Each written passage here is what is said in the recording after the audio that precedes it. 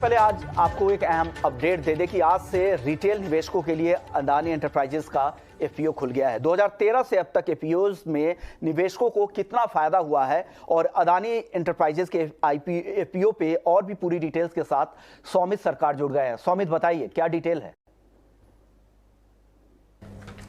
अगर आप इंडिया का एफपीओ मार्केट देखेंगे तो 2013 से लेकर अब तक मतलब पिछले 10 साल में सिर्फ 3 कंपनीज के एफपीओ आए हैं। पावर ग्रिड का पहला एफपीओ था 2013 में, जहां पर उन्होंने करीब 7,000 करोड़ रेस किए थे।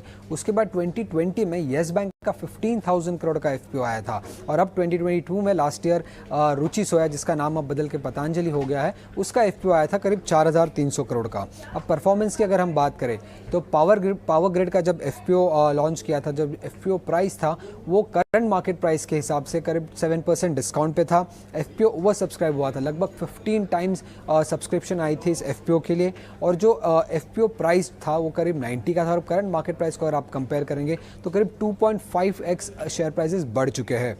येस बैंक की अगर हम बात करें तो जो एफपीओ प्राइस था वो स्टीप डिस्काउंट पे था, करीब 50% डिस्काउंट पे था करंट मार्केट प्राइस के सामने। एफपीओ अंडर सब्सक्राइब था, सिर्फ 0.9 टाइम सब्सक्रिप्शन हुए थे, बट जो एफपीओ का प्राइस था 12 रुपीज़, उससे अगर आप करंट मार्केट प्राइस कंपेयर करेंगे तो करीब 40% से ज़्यादा का शेयर प्राइस में ग्रोथ देखने को मिला है। और पतंजलि के एफपीओ की अगर हम बात करें तो वो करीब 20% डिस्काउंट पे था FPO price current market price के सामने। एफपीओ करीब 3.6 टाइम सब्सक्राइब हुआ था और एफपीओ प्राइस जो था 650, उससे अगर आप करंट मार्केट प्राइस कंपेयर करेंगे तो करीब 90% का उछाल हमें शेयर प्राइस में देखने मिला है।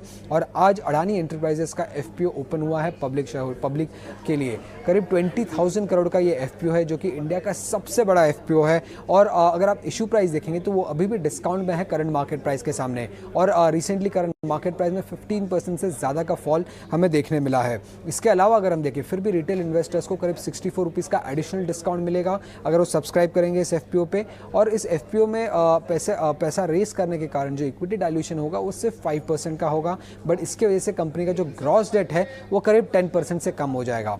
अब कंपनी जो फंड्स रेस करेगी इस एफपीओ से वो कैपिटल एक्सपेंडिचर और डेट रिडक्शन के लिए यूज़ करेगी इस कंपनी के 3 मेन बिजनेसेस के लिए, जो कि ग्रीन हाइड्रोजन, एयरपोर्ट और रोड प्रोजेक्ट्स है। और एनालिस्ट भी इन 3 बिजनेसेस को सबसे ज़्यादा वैल्यू असाइन करती है। करीब 85% ऑफ द वैल्यू जो है कंपनी की वो इन 3 बिजनेसेस को असाइन किया जाता है, जो कि ग्रीन न्यू एनर्जी है, एयरपोर्ट है और रोड इंफ्रा बिजनेस है।